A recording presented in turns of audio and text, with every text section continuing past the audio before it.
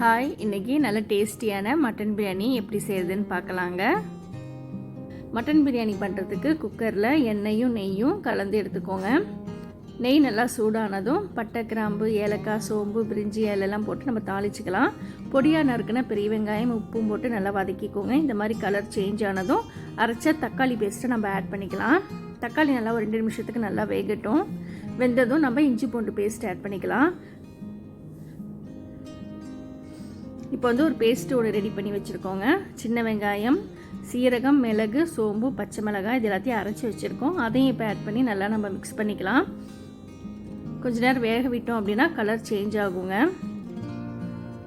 நல்லா இந்த கலருக்கு வந்துடணும். அதுக்கப்புறமா ஒரு மணி நேரத்துக்கு முன்னாடியே மட்டனில் தயிர், இஞ்சி பூண்டு பேஸ்ட்டு, புதினா மல்லி பேஸ்ட்டு, உப்பு, மிளகாய்த்தூள் போட்டு கலந்து ஒரு மணி நேரம் நாங்கள் ஊற வச்சுருக்கோம். அதையும் இப்போ மிக்ஸ் பண்ணி நல்லா நம்ம கலந்து விட்டுக்கலாம்.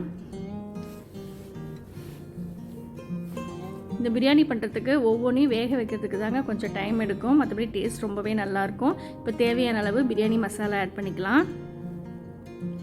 தயிர் கொஞ்சமாக ஆட் பண்ணிக்கோங்க. தயிர் ஆட் பண்ணிவிட்டு நல்லா நம்ம கலந்து விட்டுக்கலாம். தண்ணி ஊற்றுறதுக்கு முன்னாடி காரம், உப்புலாம் கரெக்டாக இருக்கான்னு பார்த்து பத்தலைன்னா ஆட் பண்ணிக்கோங்க. இப்போ மட்டன் வேகிற அளவுக்கு நம்ம தண்ணி ஆட் பண்ணிக்கலாம். ரொம்ப வேண்டாங்க, கரெக்டாக அந்த வேகிற அளவுக்கு தண்ணி ஊற்றினா மட்டும் போதும். நல்லா ஒரு 5-6 விசில் வச்சு எடுத்தீங்க அப்படின்னா மட்டன் நல்லா வெந்துடும்.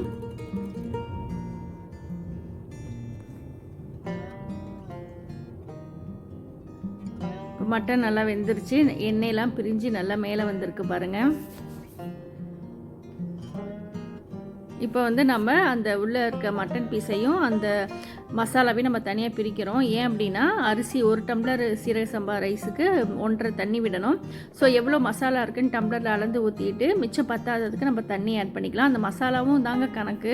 அதனால் ரெண்டையும் சேர்த்து நம்ம அந்தளவுக்கு தண்ணி கரெக்டாக வச்சிடலாம். வச்சுட்டு கழுவி க்ளீன் பண்ணி வச்சுருக்கிற ரைஸையும் ஆட் பண்ணிடலாம். நம்ம எடுத்து வச்சுருக்கிற மட்டனையும் இப்போ ஆட் பண்ணிடலாம். கடைசியாக லெமன் ஜூஸ் விட்டுட்டு நல்லா மிக்ஸ் பண்ணிக்கோங்க. இப்போ இந்த தண்ணியெல்லாம் வற்றணும். அதுக்காக மூடி போட்டு நம்ம அடுப்பில் வச்சிடலாம். தண்ணிலாம் வற்றிடுச்சுங்க. இப்போ குக்கர் மூடி போட்டு விசில் போட்டு அடுப்பை நம்ம சிம்மில் வச்சிடலாம். சிம்மில் வச்சா விசில்லாம் வராதுங்க. ஒரு 15 to 20 மினிட்ஸ் வச்சா கரெக்டாக இருக்கும். நல்லா பொலன்னு வெந்துருங்க. டேரெக்டாக கரண்டியை விட்டு கிண்டாமல் கரண்டியோடைய பேக் சைடு வச்சு கிண்டோம் அப்படின்னா நல்லா குலையாமல் உதிரியாக வரும். இல்லாட்டி அரிசி சமயத்தில் உடையிறதுக்கும் வாய்ப்பு இருக்குது. நல்லா டேஸ்ட்டாக இருந்ததுங்க இந்த மட்டன் பிரியாணி. கண்டிப்பாக எல்லாருமே ட்ரை பண்ணி பாருங்கள். தேங்க்யூ.